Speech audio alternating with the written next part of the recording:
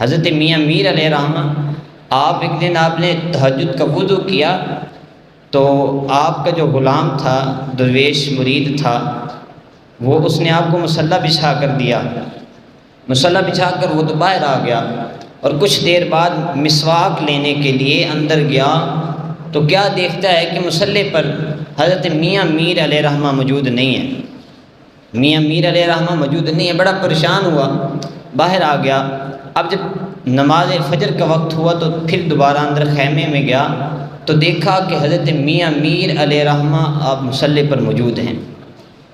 اب اللہ کے ولی تھے، انہوں نے دیکھ لیا کہ پریشان ہے، پوچھا بابا تجھے کیا ہوا ہے، پریشان کیوں ہیں؟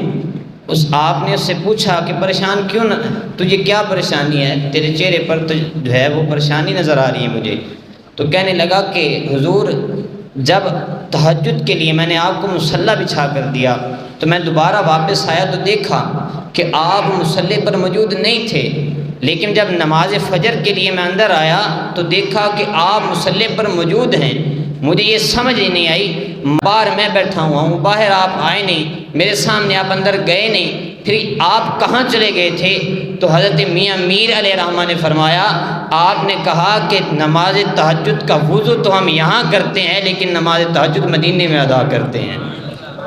تو جو اللہ کے ولی ہوتے ہیں ان کے لیے زمین سمٹ جاتی ہے۔ تو